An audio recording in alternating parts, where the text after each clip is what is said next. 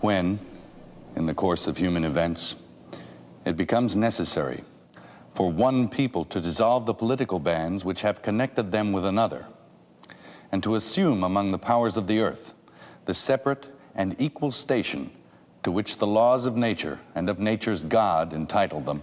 A decent respect to the opinions of mankind requires that they should declare the causes which impel them to the separation. We hold these truths to be self-evident, that all men are created equal, that they are endowed by their Creator with certain unalienable rights, that among these are life, liberty, and the pursuit of happiness. That to secure these rights, governments are instituted among men, deriving their just powers from the consent of the governed. That whenever any form of government becomes destructive of these ends, it is the right of the people to alter or to abolish it and to institute new government. Laying its foundation on such principles and organizing its powers in such form as to them shall seem most likely to affect their safety and happiness. Prudence indeed will dictate that governments long established should not be changed for light and transient causes. And accordingly, all experience hath shown that mankind are more disposed to suffer while evils are sufferable than to right themselves by abolishing the forms to which they are accustomed. But when a long train of abuses and usurpations, pursuing invariably the same object, evinces a design to reduce them under absolute despotism, it is their right, it is their duty to throw off such government and to provide new guards for their future security.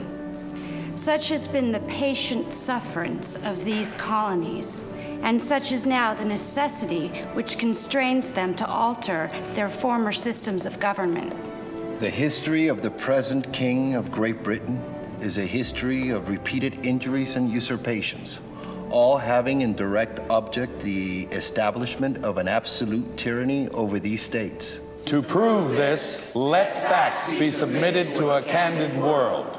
He has refused his assent to laws the most wholesome and necessary for the public good. He has forbidden his governors to pass laws of immediate and pressing importance, unless suspended in their operation till his assent should be obtained.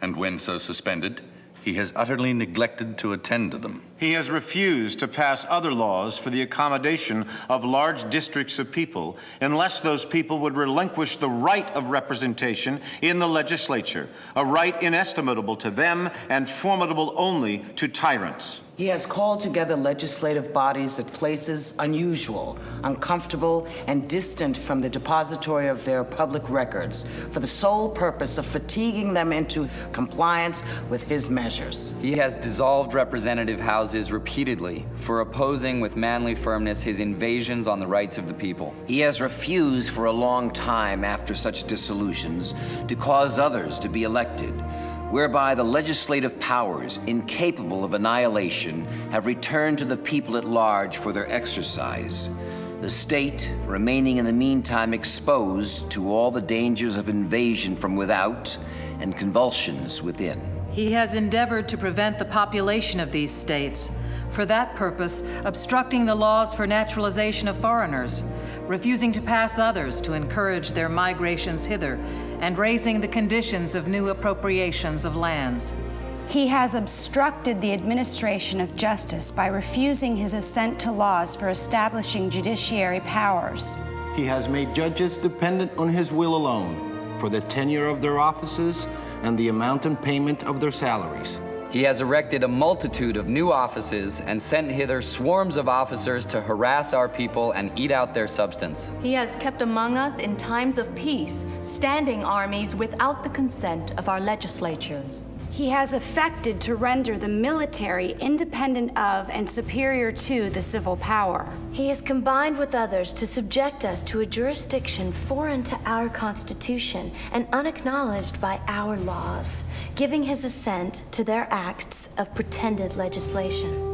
For quartering large bodies of armed troops among us. For protecting them by a mock trial from punishment for any murders which they should commit on the inhabitants of these states. For cutting off our trade with all parts of the world, for imposing taxes on us without our consent. For depriving us in many cases of the benefits of trial by jury, for transporting us beyond seas, to be tried for pretended offenses, for abolishing the free system of English laws in a neighboring province, establishing therein an arbitrary government, and enlarging its boundaries so as to render it at once an example and fit instrument for introducing the same absolute rule into these colonies. For taking away our charters, abolishing our most valuable laws, and altering fundamentally the forms of our governments. For suspending our own legislatures and declaring themselves invested with power to legislate for us in all cases whatsoever.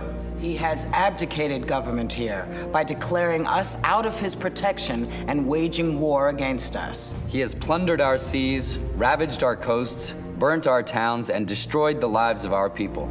He is, at this time, transporting large armies of foreign mercenaries to complete the works of death, desolation, and tyranny, already begun with circumstances of cruelty and perfidy, scarcely paralleled in the most barbarous ages, and totally unworthy of the head of a civilized nation. He has constrained our fellow citizens taken captive on the high seas to bear arms against their country, to become the executioners of their friends and brethren, or to fall themselves by their hands. He has excited domestic insurrections amongst us, and has endeavored to bring on the inhabitants of our frontiers, the merciless Indian savages whose known rule of warfare is an undistinguished destruction of all ages, sexes, and conditions. In every stage of these oppressions, we have petitioned for redress in the most humble terms.